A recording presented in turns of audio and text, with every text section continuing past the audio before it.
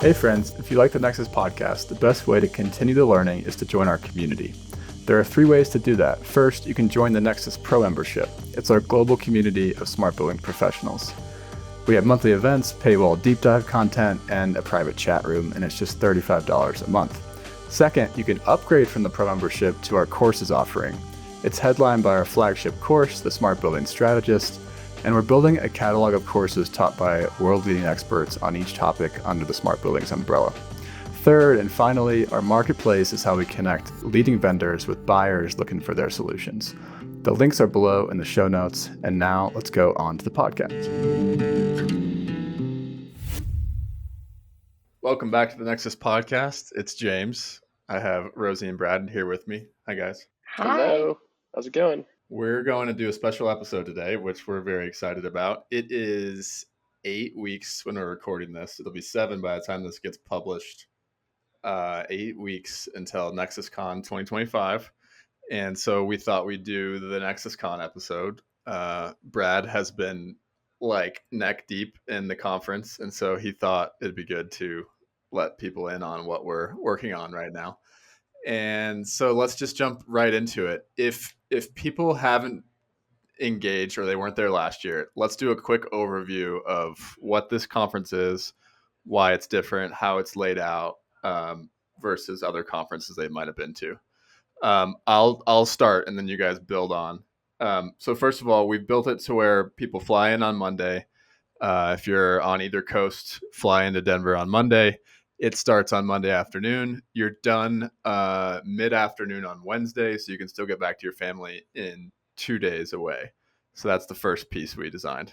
I'll add on the sessions. We're always talking about the sessions. That's like the main pieces of content. The body of the whole conference is these 18 different sessions that are all themed differently about smart buildings topics. And we've selected presenters for each one of those. We had 160 abstracts submitted, and we took the best of those and grouped them together with their counterparts to build these very specific sessions that'll cover, the most important topics about the smart building industry. And you can't buy your way onto the stage. That's right. All those abstracts were, gone through with a fine-tooth comb from our whole team, and we determined what stories are real and have real outcomes and others are going to be able to learn from, and we selected those ones to be the ones that we're going to have on stage. And then one of those, in each of those sessions, there's breakout rooms, breakout sessions, so you get private discussions with your peers during those 90-minute sessions. And then one of those is what we call the symposiums. And so we split the vendors at the conference up from the building owners. And then each of them talk about the other side and talk shit. I'm just kidding. They talk about how they can move the industry forward in their separate rooms. So it's a little bit behind closed doors vibe. What else? All right. Let's talk about the expo hall. This is a little bit different than how other conferences do it in that we have a small number of exhibitors. Rather than having a 300 sort of vendor exhibitor floor that's overwhelming and really busy, we have about 60 vendors that are going to be exhibiting. And you can think of our exhibitor floor as a meeting space where you can, chat with them, get a demo, have some, relationship building, have a one-on-one conversation. There's no espresso machines. There's no puppies. Like, that's not the vibe. It's really meant to be a place where you can have a real conversation. And when the sessions are going on, the exhibitor floor is closed. That is really important because I know all my fellow marketers and salespeople and business development folks, they're always stuck at the booth. They're there for so long, right? And they're missing the sessions. They're missing where the real conversations are happening, where building owners are sharing what they're working on. And that's just not fair. And so we decided to change that, and it worked really well last year. Yep.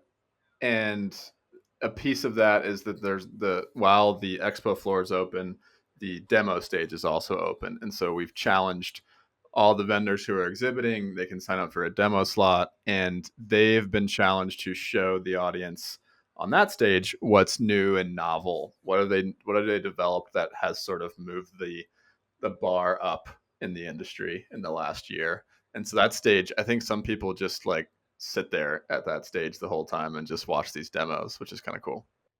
Yeah. It's fun. I literally just got off a call with all of the demo stage judges to talk about the rubric and how we're going to score it this year. And you kind of hit on the main point is like, you can't just go up to the demo stage and talk about who your company is and what you do. It's you have to pick out what is innovative that you guys are working on, product, feature specific, and share how it works, why it's different from what other people have done, and what it's going to do for the industry. Like, what are people going to do with this feature that's going to change their jobs and change the way that they do things? That is embedded in the rubric that they'll be judged on. So we're really pushing all those people to, bring those new features to the demo stage. That's going to be amazing. All right, That's awesome. I'm so let's excited. close this section out. Yes. Okay. Yes. I'm hyped. What else is novel that we do at NexusCon versus others? Let's talk about pods. Pods. We need to talk about the pods. Okay, pods. What are pods? Sounds crazy. Think summer camp meets a sports team. You're going to be assigned to a pod. It has about 20, 25 people. When you are coming from a company that, maybe 3 or 4 people are coming from your same company, you will not be put in the same pod. The idea is that you will always have a friendly face.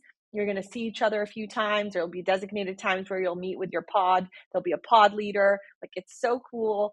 When we did the surveys last year, a number of people said that was their favorite part of the conference. So we're going to do it even better this year, but it's going to be awesome.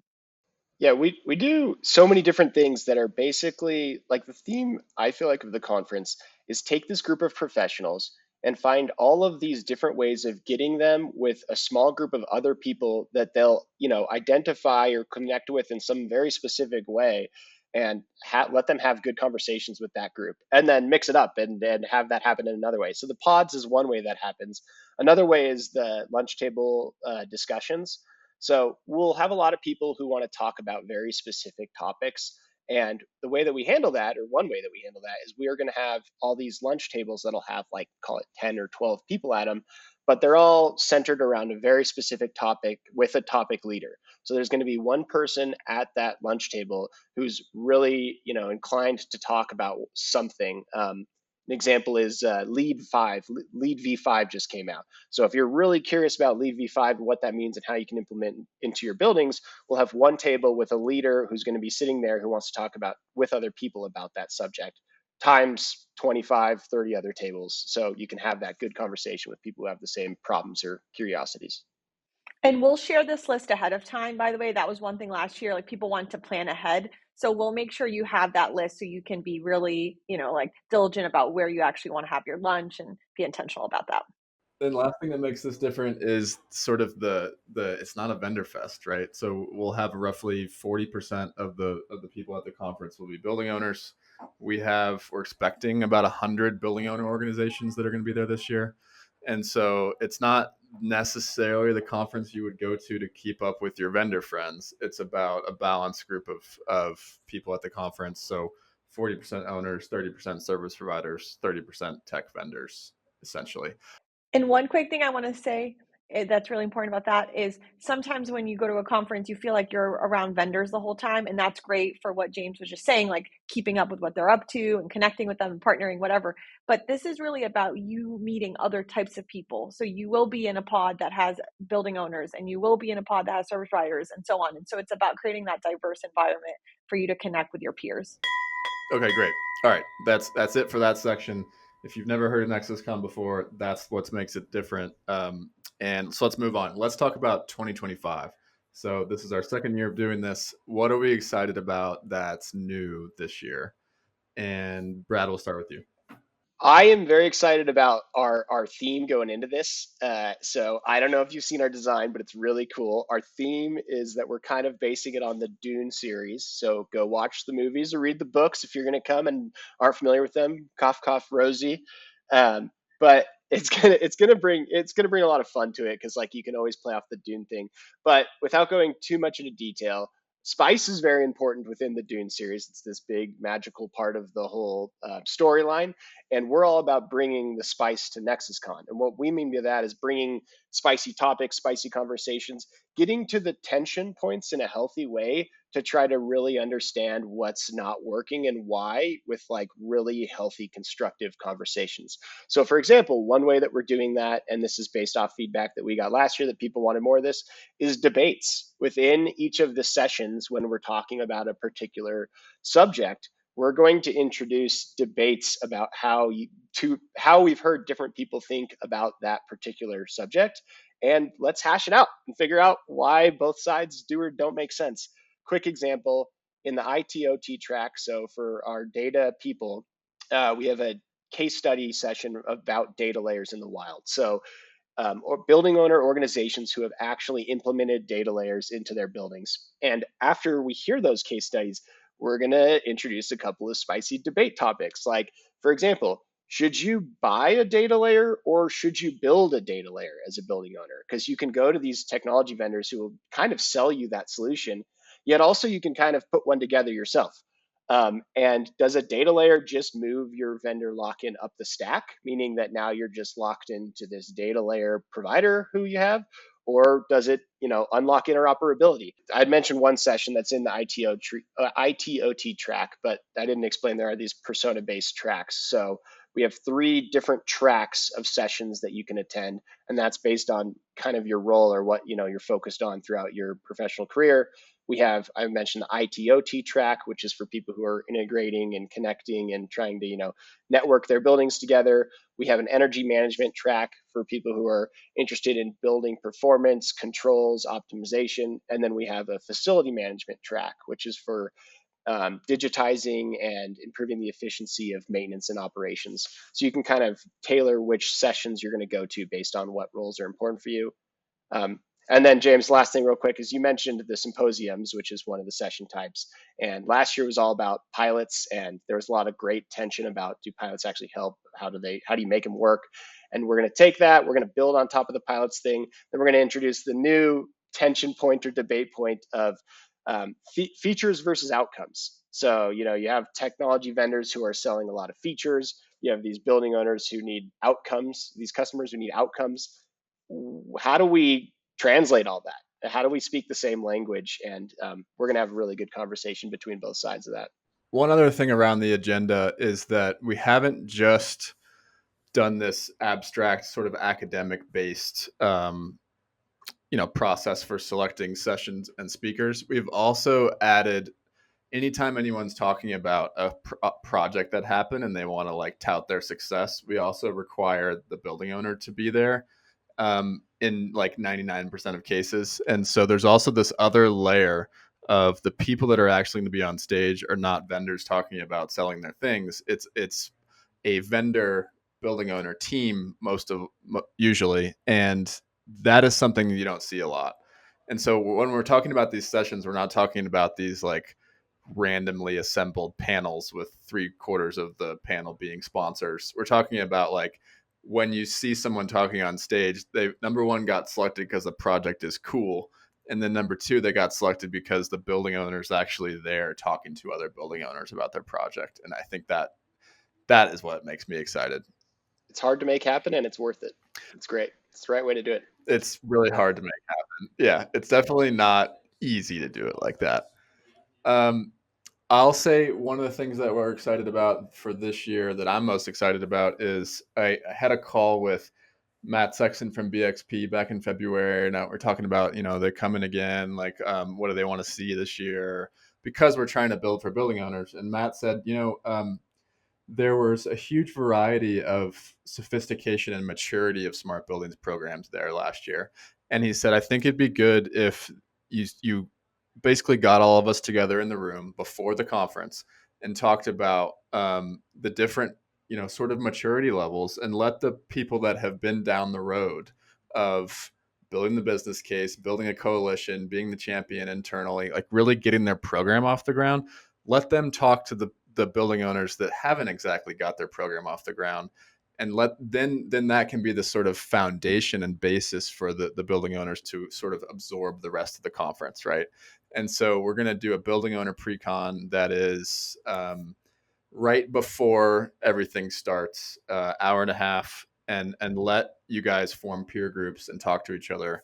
And yeah, that'll be a first time thing that we're adding on that I think will be a powerful thing for those newcomers, because the industry where we're at right now is there are a lot of building owners that are interested.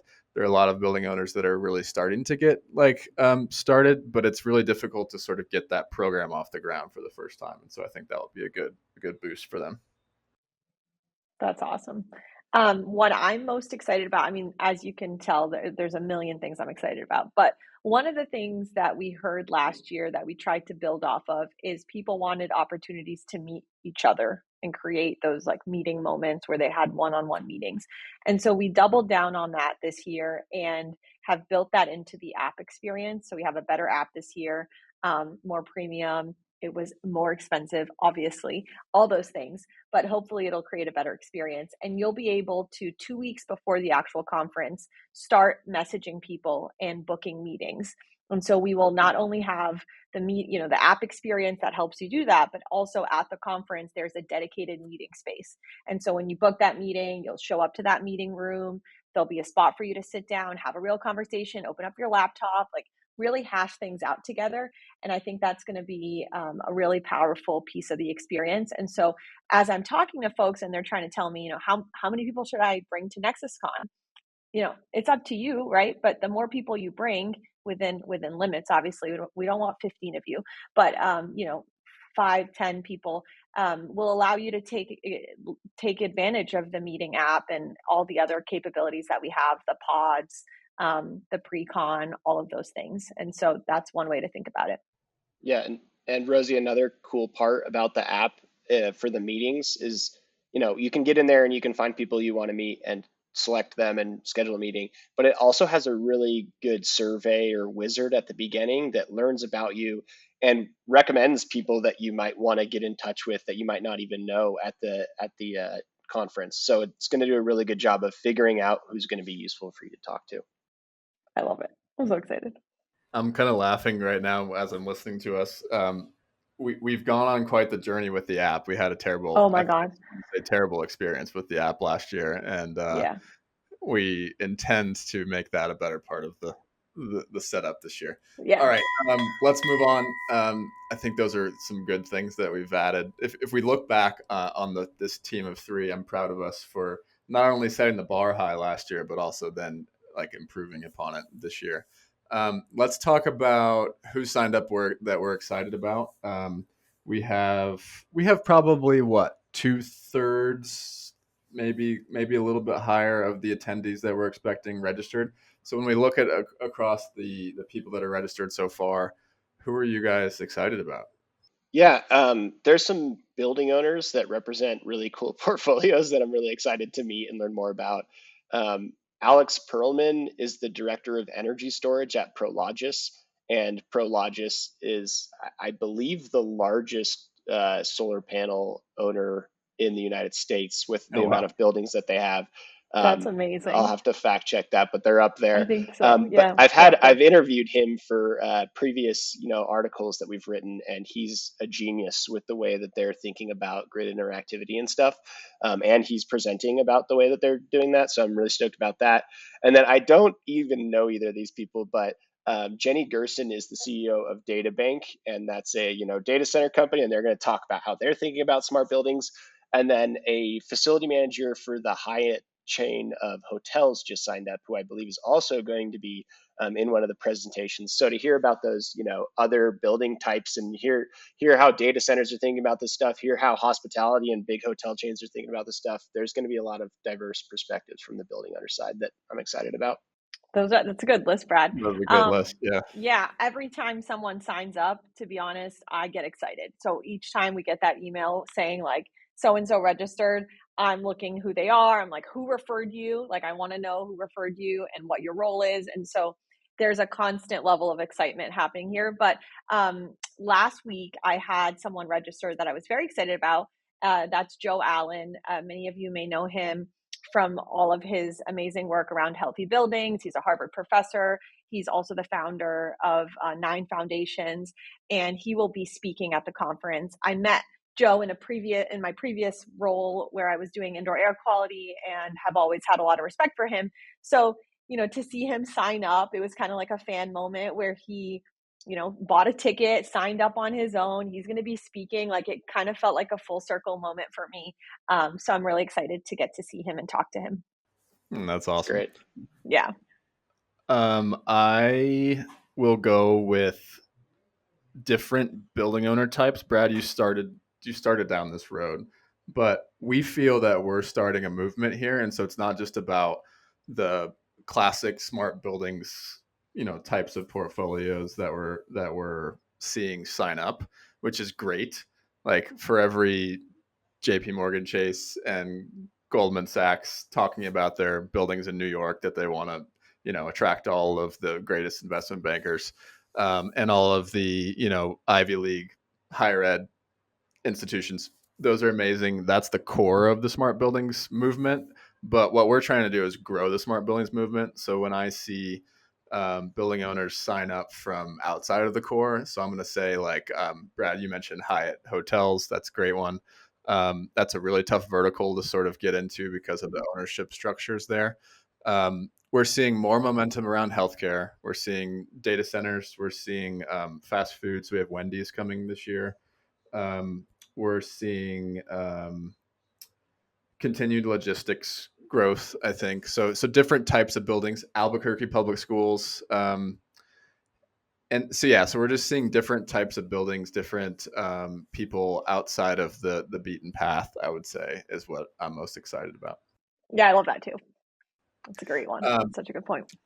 All right, let's talk about a couple of exciting things where people will only find out more if they actually register to come. Ooh, scandalous.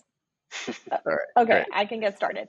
So this year we are having an after party, and it's going to be awesome. It's going to be really fun. It will be happening on day 2. So the conference starts on day 1, Monday, with a welcome reception, with whatever registration, blah, blah, you meet your pods, welcome reception, so on. And then you will want to go have dinner with folks that night. You could feel free to plan for that. But Tuesday, there'll be a happy hour, service provider happy hour, and then the after party will happen later in the night. And it's going to be great. There'll be, obviously open bar, mocktails, cocktails, all that. Food. I can't tell you too much, though. I forgot. I was getting into all the details. So anyways, it's going to be fun. Yeah, it's a teaser. It's going to be fun. We have a few sponsors. So far, Code Labs is one of them. Those sponsors are basically paying for us to make a really awesome after party. So we are grateful for them. And so if you're interested in that, feel free to hit me up. And last year we did this like weird like WhatsApp group, like there are different ones, and we did Ubers downtown Denver. This is going to be a much more organized, better experience. We are up leveling people. Okay. We're up leveling. Yes. Brad, what's yours? Well, last year we did a hike after NexusCon, because if you haven't spent a lot of time in Colorado, we're like 20 minutes from the base of the Rocky Mountains when we're at the conference. So we went to the Flatirons, which is the mountain range in Boulder, and did a group hike. And the teaser is that last year we wanted to do a hike. I wanted to do a hike that I know that's pretty famous in Boulder. And Joe Amador, who lives in Boulder, told me like 3 weeks before NexusCon that hike was closed because they were rebuilding the trail. So we had to like completely audible and go to a different one that was still great. But that hike is now back open. Woo! So without giving the name of it, I'm really excited because it's the one I wanted to originally do with everyone, and I think it'll be great. And a good it's the quintessential intro to Boulder hike. There you go. Yeah. One more ask for help, just for our listeners. We do want to also up level the hike this year. Like last year, similarly, we did Uber XLs and like carpools and whatever. That was fine. But we would love to do a shuttle sort of experience for people this year, have water, like snacks. So if anyone wants to stipend that extravaganza, also let us know. We appreciate it. If you're a sustainability and climate focused company, what's better to sponsor than a hike appreciating the outdoors? For real. For real. I commit to going on a hike this year because last year I was so exhausted from the whole thing that I just collapsed at the end of the conference basically and didn't make it on hike. So I will be there this time. Cool. Nice. I will say I'll tease the keynote.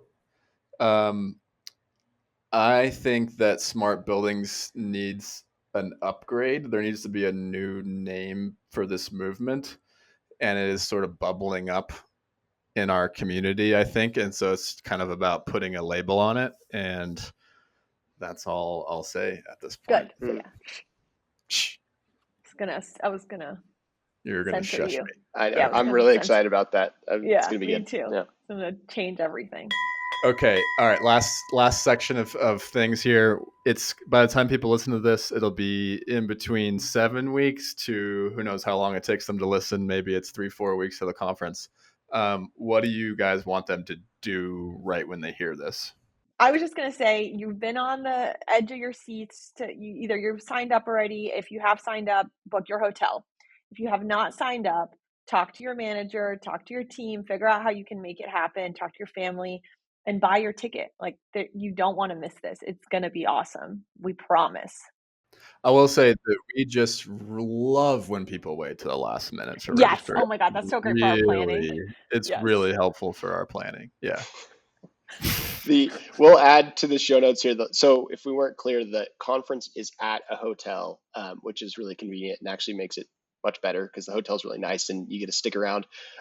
We'll add a link to book the room as well. So you buy your ticket and you book the room kind of all in one piece. Also on our NexusCon webpage is the full agenda. So we gave you a very small preview of 2 out of like 19 or 20 different sessions. So you can learn a lot more about what all the topics are going to be and who's talking there. Oh, I have one more too. Let me also say we had mentioned the lunch roundtable discussions.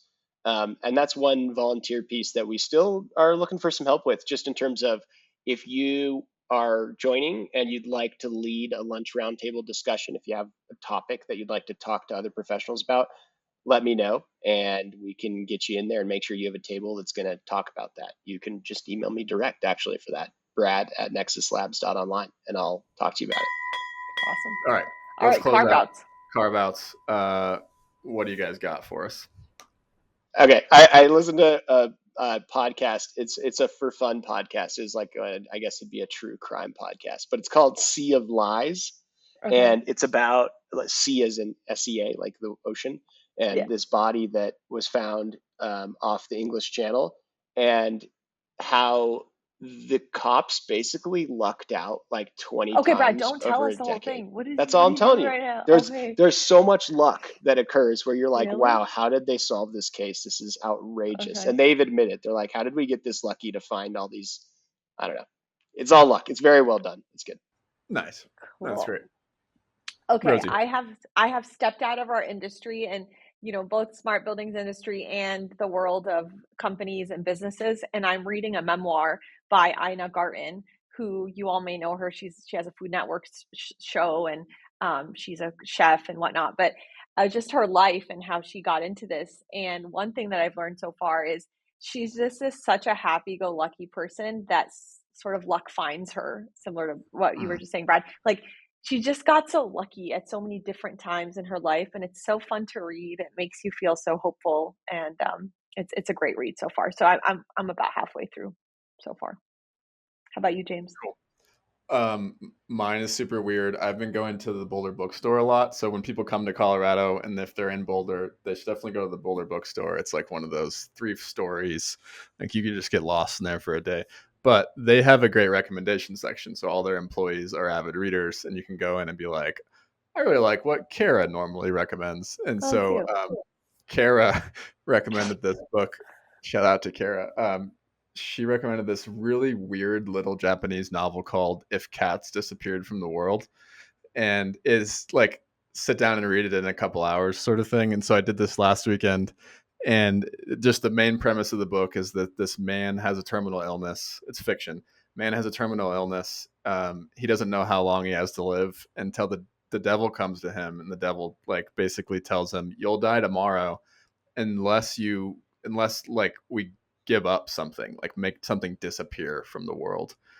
And at first he thinks he can choose the thing, And no, the basically the devil starts choosing things for him. And so then each day of his life, he wakes up and the devil reappears and says like, how about X? And that's all I'll say. But That's so it's a interesting. really Yeah, cute it's great. little novel that goes really fast. And like you could read it in a weekend day sort of thing. So That's Cool. if cool. cats Cool. disappeared from the world. Love it. All right. Thanks for sharing. See everyone at NexusCon Denver, October 6th. Woo! Get excited. Okay, friends, thank you for listening to this episode. As we continue to grow our global community of changemakers, we need your help. For the next couple of months, we're challenging our listeners to share a link to their favorite Nexus episode on LinkedIn with a short post about why you listen. It would really, really help us out. Make sure to tag us in the post so we can see it. Have a good one.